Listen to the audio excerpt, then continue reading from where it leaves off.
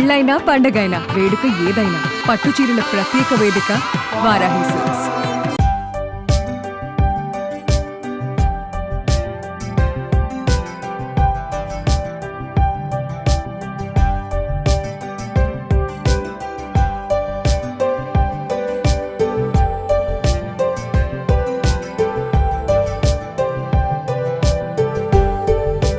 అమరావతిలో ఆగిపోయిన పనులు యాక్టివేట్ అవుతున్నాయి. సీఎం చంద్రబాబు అభివృద్ధి పనులను పరుగులు పెట్టిస్తున్నారు. గత ప్రభుత్వంలో నిలిచిపోయిన పనుల దుమ్ము దులుపుతున్నారు. 2018లో మొదలై ఆగిపోయిన రాయపూడి వాటర్ ట్రీట్మెంట్ ప్లాంట్కు జలకళ వచ్చింది. త్వరలోనే అందుబాటులోకి వచ్చేందుకు సిద్ధమైంది. ఇప్పుడు అమరావతిలోని రాయపూడిలో ఉన్నాము. ఇది కృష్ణానదిలో నీళ్లు పంపు హౌస్ ద్వారా వచ్చి రాయపూడిలోని వాటర్ ప్లాంట్ రెడీ అయిపోయింది. 2018 అక్టోబర్ 31లో చంద్రబాబు నాయుడు ప్రభుత్వంలో మొదలైన వాటర్ ప్లాంట్ ఇప్పుడు తుది దశకు చేరుకుంది. ఈ వాటర్ ప్లాంట్ కెపాసిటీ 10 మిలియన్ లీటర్లు, అంటే కోటి లీటర్ల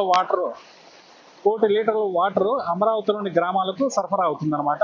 ఇది తుది దశకు అయింది. ఒక చిన్న రూమ్ అది క్లారిఫై అయిపోతే తర్వాత సిఆర్డి అధికారులకి త్వరలోనే అప్పచెప్పేస్తారు. తర్వాత అప్పటి నుంచి వాటర్ సరఫరా అనేది మొదలవుతుంది. ఇప్పుడు ఎలా పనిచేస్తుందో అనేది చూద్దాం. కృష్ణానదిలో నుంచి నీళ్లు పంప్ హౌస్ ద్వారా ఇక్కడికి వస్తాయి. ఇక్కడ నుంచి వాటర్ ప్లాంట్కి వెళ్ళి అక్కడ ప్యూరిఫై అయ్యాక అప్పుడు సరఫరా మొదలవుతుంది అనమాట. సచివాలయం, హైకోర్టు, ప్రభుత్వ కాంప్లెక్స్లలో సమృద్ధిగా తాగునీరు అందుబాటులోకి వస్తుంది. Rayapudi water treatment plant trial run విజయవంతమైంది. జనవరి నెలాఖరులో ఈ ప్లాంట్ను సిఆర్డిఏ అధికారులు రన్నింగ్లోకి తీసుకువచ్చే అవకాశం ఉంది.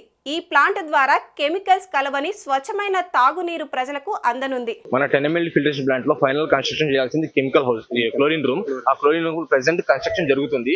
ఇది కంప్లీట్ అవడానికి 5 to 10 days పట్టింది. ఓకే, మెయిన్ పర్పస్ ఏంటంటే మన వాటర్ అనేది ప్యూరిఫై చేసి చివరి ఫైనల్లో ఏ స్మెల్ కానివ్వండి, బ్యాడ్ టేస్ట్ రాకుండా ఉండడానికి క్లోరిన్ అనేది యాడ్ చేస్తాం. దాని కూడా సపరేట్ ఒక రూమ్ కావాలి. అందుకని ప్రెసెంట్ కన్స్ట్రక్షన్ చేస్తున్నాం క్లోరిన్ రూమ్. ఒక 5 days లో ఇది కంప్లీట్ అయిపోయింది. ఓకే, ఇది కంప్లీట్ అయిపోయిన తర్వాత మనం క్లోరిన్ గ్యాస్ సిలిండర్స్ అని తెచ్చేసి మనం పైప్ ద్వారా దీనికి కనెక్షన్ చేస్తాం.